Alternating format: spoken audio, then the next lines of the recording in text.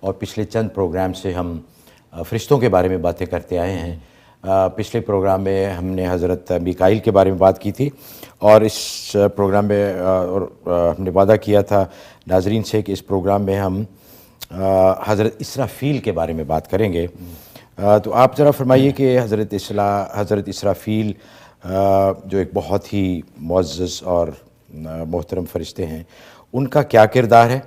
انسانی زندگی میں، اور ان کی کیا ڈیوٹی ہے، کیا فرائض وہ سر انجام دیتے ہیں، اور ان کے جسم و جثہ کے بارے میں بھی ذرا ارشاد فرمائیے۔ نحمدہ و نصلی و نسلم علی رسولہ الکریم، اما بعد۔ اسرافیل فرشتہ ان 4 بڑے مقرر فرشتوں میں سے ایک فرشتہ ہے جو اللہ تبارک و تعالیٰ کے بہت قریب ہیں، بلکہ اسرافیل سب سے زیادہ قریب اللہ کے اسرافیل فرشتہ ہی ہے، کیونکہ اسرافیل اور اللہ کے درمیان صرف 7 نور کے پردے ہیں۔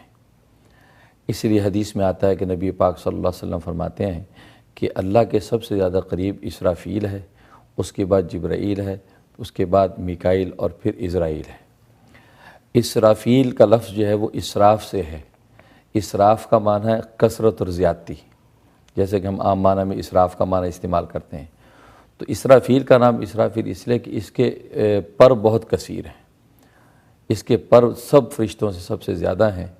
اور اس قدر پھیلے ہوئے ہیں، اور اس کی جسم و جثہ کا یہ عالم ہے کہ اس کا ایک پر مشرق میں ہے، اور دوسرا پر جو ہے وہ مغرب میں، اور تیسرا پر جو اس نے اپنے سر پہ ڈھانپ رکھا ہے، اور چوتھا پر جو 7ویں زمین کے نیچے ہے۔ اتنا بڑا فرشتہ ہے۔ اور حدیث میں آتا ہے کہ جو سور اللہ تبارک و تعالیٰ نے پھونکنے کے لیے اس کو دے رکھا ہے، وہ شیشے کے جو ہے وہ موتی کا بنا ہوا ہے، اور اس میں اتنے سوراخ ہیں کہ جتنی روحیں اور سانس کے نفس والے لوگ انسان ہیں اتنے اس کے سوراخ ہیں،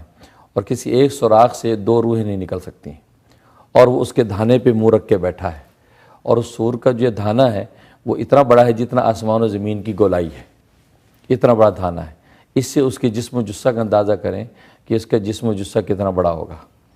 تو یہ اللہ تبارک و تعالیٰ کی طرف نگاہ کر کے بیٹھا ہے کہ جیسے اشارہ ہوگا یہ سور پھونک دے گا، اور پورے عالم کے اندر قیامت برپا ہو جائے گی۔ تو یہ اس کی ڈیوٹی ہے سور پھونکنے پر۔ اچھا، اس کے علاوہ حضرت ان کے کوئی اور، یا صرف یہی دوسرے ڈیوٹی پہ معمور ہے؟ دوسرا کام اس کا یہ ہے کہ لوح محفوظ میں اللہ تبارک و تعالیٰ جب کوئی نیا حکم ظاہر فرماتے ہیں تو لوح محفوظ اس کی طرف بڑھتی ہے، اس کے ماتھے سے ٹکراتی ہے، اور اس کے دونوں آنکھوں کے درمیان آ جاتی ہے۔ وہ اس میں اس حکم کو پڑھتا ہے۔ اگر اس حکم کا تعلق جبرائیل کے ساتھ ہوتا ہے تو جبرائیل کو بلا کے بتا دیتا ہے، اگر میکائیل کے ساتھ اس کا تعلق ہوتا ہے تو میکائیل کو بتلا دیتا ہے۔ تو جو احکام نئے ظاہر ہوتے ہیں ان احکام کی اطلاع یہ اسرافیل فرشتہ ملائکہ کو دیتا ہے۔ اور ایک روایت میں عجیب بات آتی ہے کہ حضرت آدم علیہ السلام کو جب سجدہ کرنے کا حکم دیا گیا تھا تو سب سے پہلے اسرافیل نے سجدہ کیا تھا۔ تو اس کا انعام اللہ تبارک و تعالی اس کو یہ دیا کہ پورا قرآن کریم اللہ نے اس کے ماتھے پر لکھ دیا،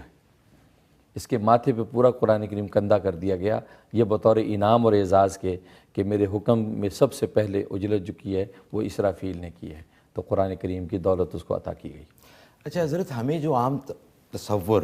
یا تاثر جو ہم نے کتابوں میں پڑھا ہے، یا کچھ تصویریں یا پینٹنگز،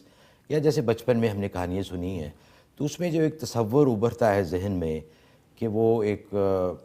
پروں کی طرح ایک بہت بڑا پرندہ یا اس طرح کی ان کی شکل ہے، تو آیا یہ صحیح ہے کہ ان کا کوئی